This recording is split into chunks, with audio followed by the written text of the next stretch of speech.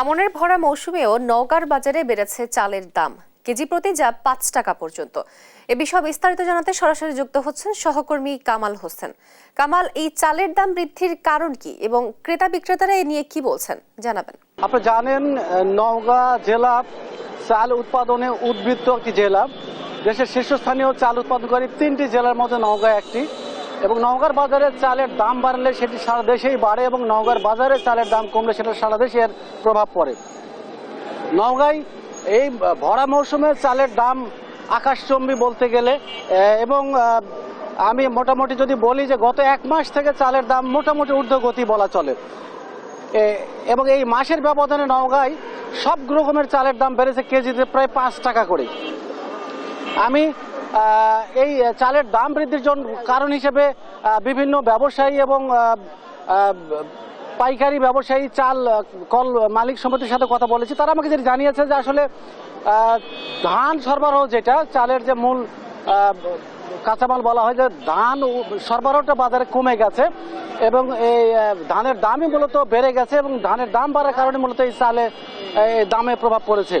আমি নওগাঁর বিভিন্ন হাট বাজার ঘুরে দেখেছি। নওগাঁয় ধানের দাম মূলত বেড়ে গেছে। বিশেষ করে স্বর্ণা ৫ আজকের বাজারে বিক্রি হচ্ছে ১৪৫০ টাকা করে, বিআর ৫১ বিক্রি হচ্ছে ১৪৮০ টাকা বাংলা মন, যেটা ৩৮ কেজিতে। এছাড়া গুটি স্বর্ণ বিক্রি হচ্ছে ১৩৮০, জিরা পুরাতন যেটা সেটা ১৭৫০ থেকে ১৮০০ টাকা, কাটারি বিক্রি হচ্ছে ১৮০০ থেকে ১৯০০ টাকা বাংলা মনে। এছাড়া চালের কেজি যদি বলা হয়, স্বর্ণা ৫ বিক্রি হচ্ছে ৫৮ থেকে ৬০ টাকা, বিআর ৫১ বিক্রি হচ্ছে একই দাম ৫৮ থেকে ৬০ টাকা।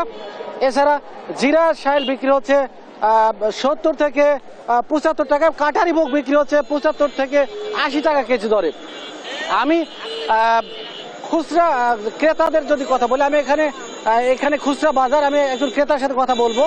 আসলে চালের দাম বিক্রির জন্য আপনাদের মধ্যে কি প্রভাব পড়েছে? আসলে দাম বৃদ্ধির বিষয়ে আপনার অভিমত? আসলে চালের দামের ব্যাপারে কি বলবো, এখানে তো বর্তমানে আমাদের নওগাঁ ডিস্ট্রিক্ট চালের জন্য আসলে বিখ্যাত বাংলাদেশের মধ্যে। কিন্তু ভরা মৌসুমে এবছর ধানও ভালো হয়েছে, কিন্তু এরপরে চালের দাম এত বেশি যে কোনো মানুষই কেনার জন্য খুবই হিমশিম খাচ্ছে।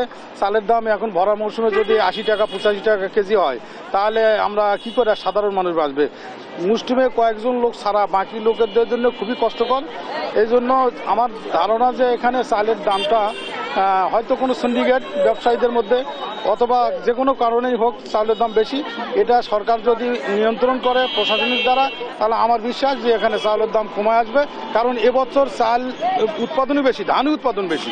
এবছর খুবই সুন্দর ধান হয়েছে এবং আমারও জমি কিছু বর্গা দেওয়া আছে, সেখানেও আমি যা শুনছি সেখানেও অনেক ধান হয়েছে। কিন্তু তাহলে চালের দাম এত বেশি কেন? আমার ধারণা যে এটা নিয়ে আপনারা যদি দেখেন তাহলে অবশ্যই এটা চালের দাম কমা স্বাভাবিক।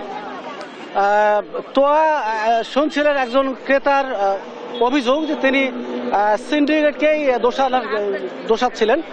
তো নওগাঁয় এবছর আমন ধান উৎপাদনের লক্ষ্যমাত্রা কৃষি বিভাগের তথ্য অনুযায়ী ১,৯৬,১২৫ হেক্টর জমিতে, এবং ধান উৎপাদনের লক্ষ্যমাত্রা নির্ধারণ করা হয়েছিল ৯,৭৫,০০০ মেট্রিক টন, এবং এ পরিমাণ ধান থেকে চাল উৎপাদনের লক্ষ্যমাত্রা নির্ধারণ করা হয়েছিল ৬,৫৫,০০০ মেট্রিক টন।